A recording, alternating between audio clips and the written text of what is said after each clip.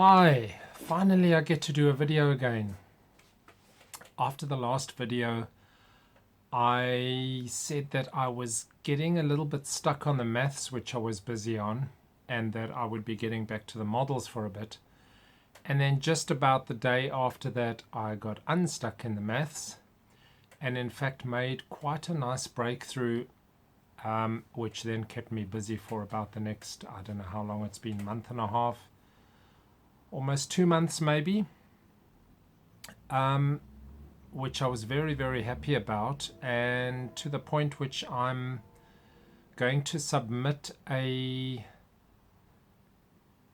potential proof to a maths journal, which we suspect nothing will come of because I'm nobody in the maths fraternity, but we'll see. It's just I did it because I like solving things, and this was one of those things to be solved, and let's see. We'll keep tabs on what happens with that. Anyway, it'll take me a good few weeks to actually write up the proof properly. So, getting back to the models now, because the huge burden on my brain is off.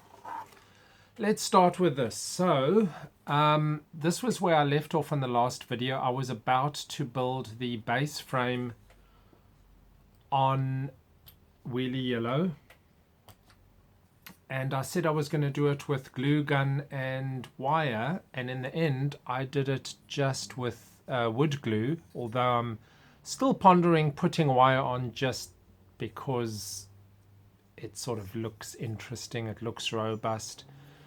The likelihood of this breaking off, I mean, it would only break off in a huge smash, and as I said, I'm not going to drive it like that. Now, the only thing I can say about this, which is not that easy to see, is that I used a round file to actually give how long? About a 1.5 millimeters worth of seating into the long rods. Which file did I use? Not sure if it's still lying around here somewhere, but something close to the, oh, there it is. So that's that one, which is using that section of it, which is somewhat close to the diameter of that. Pretty easy job. You just need to be careful that you get it sort of perpendicular, so a lot of checking and filing and checking. Don't file it all in one go. Anyway, I mean, that was just my method. I just decided to do that, glue it, and the main reason I glued it with wood glue first is just to try and get it to stay in place before I thought of putting wire on. In the end, it's actually very, very good. So that's where I am. Now, I can measure this for you if I might do it in a next video,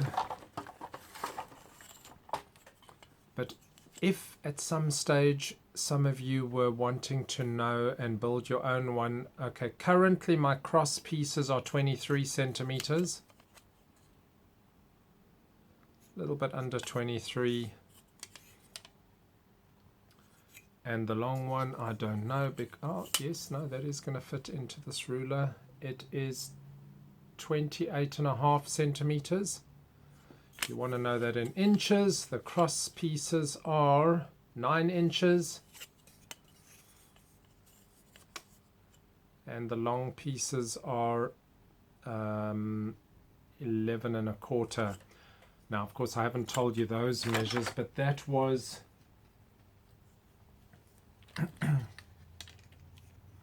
you see, I've got marks on there, which is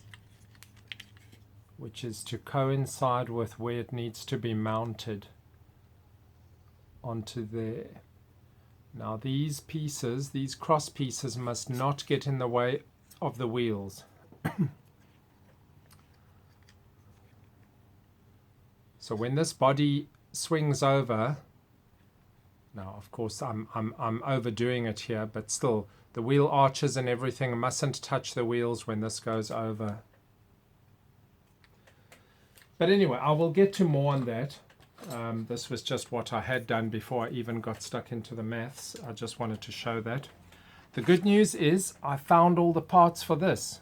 I think I found all of it. The windscreen's still missing, and I hope I haven't lost that somewhere here in the garage, but I found all the sprue with all of the extra parts, and it's time to get this thing done, because this could be my oldest remaining half-built model, and I have a lot of half-built models.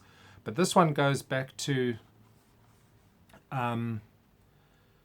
possibly, what did I say, 1991, 1992, something like that. My memory's going a bit hazy on a lot of these models. But anyway, this is up. I've been working on the parts, cleaning them up. I glued this wing on a little while back. I might have lost the little braces for the tail, because I can see the glue marks there, which means that back in the 90s I did actually put them on and they probably lost, but they're very easy to remake. But 99% of the parts I've got, so for what it's worth, we'll see how good I can do that one. This is the one that I was busy on, just doing a unpainted quick slap together build of this to go along with the Airfix one, which I'd done.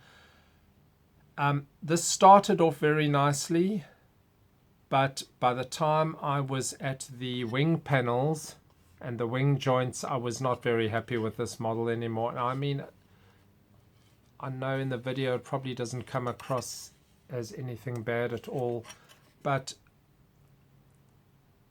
and even looking at it there, you know, it's not terrible, but it doesn't form the best of straight lines when you look down the leading edges. I think they could have done the wing fitment better. The slot that slides into the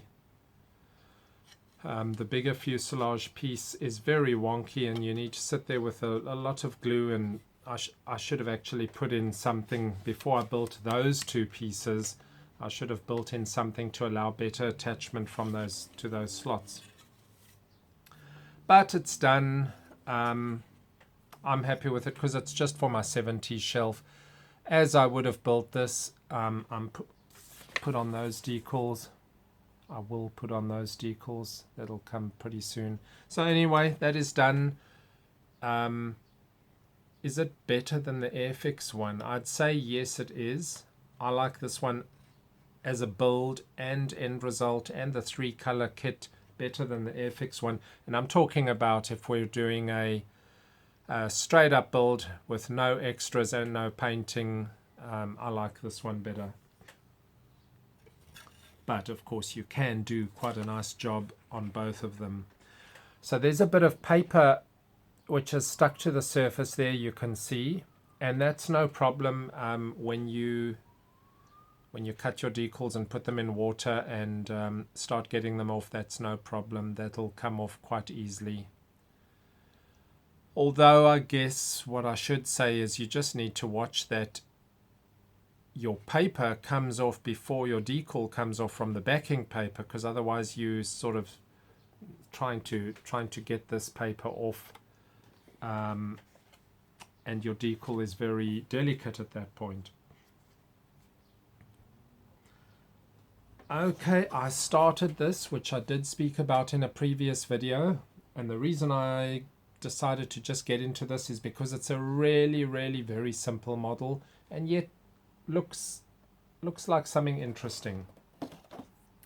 So I sat there building the halves of things. As I was watching Netflix, I just, this is in the last week, I slapped together the halves of all of these. Now this model has got very thin surfaces. That's in fact the fin. Horizontal stabilizer. That's 2 pieces glued together for everything, and there's you've got to, the way I did it is I ran a small bead of glue around the outside. I used tube glue, not from the bottle, just so that it's got a little bit more, and then I positioned it and squeezed it. But I mean, you know, I got it really well, so that just about nothing squeezed out, and I got a pretty perfect joint there. But being so happy with what I'd done there, and not paying full attention to the kit, I decided to join the two. They've got an overlap so that the slot of the one horizontal stabilizer needs to glue onto the other one. But what I forgot was that they're actually supposed to go into that recess. You're not supposed to fit the horizontal stabilizers together before. And I just really wanted to ensure that I got them really horizontal. Glued it. Very happy with the result. Got to the fuselage. And again, not thinking well enough, I thought, well, that's no problem. I'll just cut off this back piece, which I did, and then I can slot it in. I can slot that one piece in, but you still can't slot it in because of this big thing that needs to, so it sort of can't get past that, you know, that ridge there. So I had to surrender and cut it in half. And I will have to just glue these pieces in. The downside with this is that there's a huge amount of play, and I will then need to sit and ensure that both horizontal stabilizers really get a good 90-degree positioning. So I'd cut that off the tail, which is not the worst, not my best move. I should have just cut the horizontal stabilizer apart, but I now need to glue that little thing on. So, you know, it's okay to make mistakes, just fix it, move on. Right, interior. I've just sprayed this about an hour and a half ago. The interior isn't black, but there's virtually no detail, and when I'm finished with this, and the glass is in, the clear parts are in, I basically don't want to draw attention to anything inside there because there's next to nothing inside there. There is this pilot seat, and I'll give a little bit of dry brushing, and I'll take that off the black a bit. That's the side windows, whereas when you put them in, that window thickness, which you won't actually spot that well now because I've done the black painting, this sits a good millimeter recessed, whereas the windows would actually be flush with this with the aircraft's outer surface. So that's a sort of a very simple AMT kit, you know, to solve their window problem, rather than do it this method, which I'll discuss shortly. You know, rather than do that method, they've just given the flat piece, which I will just go along with. I'm not going to try and remake anything there. So I've just sprayed this interior black just so that when windows go in, you're seeing a little bit of a more solid interior rather than leaving it white, not drawing your attention to anything. And the spray job, the final spray job and color and decals and so on will be the main draw feature of this model. Now it does have this interesting canopy, but that canopy needs to fit into this wing, and this is the thing that I've spent about the most work on in this whole model so far. Gluing the two wing gluing the left and right, and sorry, the lower and upper of the left and the right, so that's 4 pieces. That was not too bad. I got a very nice joint there. I focused on the top surface first, and then worried about the bottom once that was dry. Don't try and pay attention to 2 drying surfaces while they're both trying to pull loose. But anyway, this thing didn't fit in at all. It I needed to do quite a bit of constant scraping with the blade onto those surfaces inside there. Now also note that thickness of the wing there, all of that is visible, and I don't know what I'm going to do about that. I could just ignore it completely, but it'll look white. So you'll sort of be looking into a black cockpit, but then the upper part will be white, or I can darken that, well, with a little bit of a blank off. Put a little bit of a blank off in there. That's probably the best thing. Do something that just stops you from viewing in there. Now, although I have fitted this so that it's very, very nicely flush with everything there, that doesn't guarantee, and I haven't checked perfectly yet, that when I fit this to the fuselage, the wing and the canopy fit together at the same time. And if they don't, I'm going to have a bit of a problem to solve, but I'll cover that in the next video. All I have of the propeller is that. That's I don't know where anything else went. So it won't have a propeller on it for now. We'll solve that problem later, but that's okay, because fitting a propeller in afterwards is easy. If I could find something that sort of looks acceptable. So the overall color is very easy. We've got that bit of a stripe, which although they give that, I could also spray, and then we do have this that color to spray there and there. Now the wheels, as you saw, are just one piece molding with the spats. There's no separate wheels, so that's a little bit of a thing to paint afterwards. Anyway, that's on the go, something different. I was hoping that it would be an easy build and not require too much. And then at the same time, I'm starting to look at this Jetstream. So you remember I built the HS125, the Matchbox, unpainted, and we have this Jetstream. Now, I'm not sure if I should paint this Jetstream or just build it again. I have not built this before ever in my life, not one of the models that I had as a kid. I could put it on my 70s shelf, but it doesn't represent one that I built. Should I paint it? What do you think? Or just build it? Because remember, I did speak about having so many models that you'd like to get done, and there definitely isn't time to build everything, paying full attention to all the painting and everything. So I don't mind building a lot of the models, especially the older Airfix, with just straight out the box.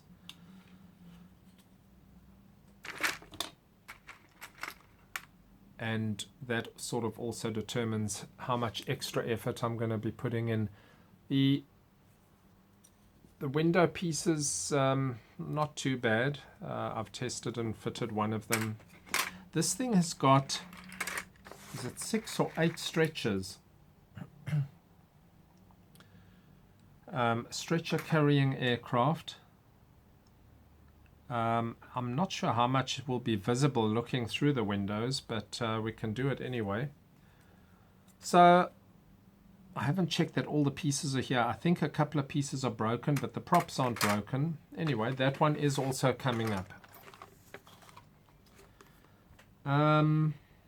So what have I covered there? I've covered the Jetstream, the Winnie May, a Lockheed Vega, which I saw, if I'm not mistaken,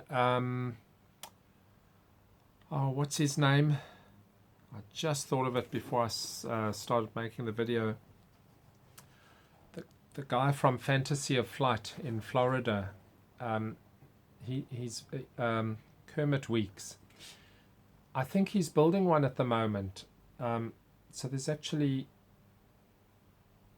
you can look up and see one actually being built. He's also just come through the hurricane that hit Florida. He didn't suffer too much damage there, luckily, this time. But I know a lot of folks in Florida did get hit pretty bad. And I hope that if there's any modelers, you know, didn't disrupt your lives too much. But I know that weather events like that are really terrible. Buccaneer. Oh, the Dornier. Okay, so this is something that I'm going to be putting the little pieces together, doing a bit of weathering. I must dig out the decals. They're fairly simple. This is an aircraft where they didn't provide windows, but I just put some black paper on the inside there so that it at least gave a little bit of a look of solidity inside, as opposed to just looking at white plastic. So hopefully there's a little bit of progress on that one soon. Anyway, so that's a bit of a catch up on what's been happening. And hopefully not too long to the next video. Cheers.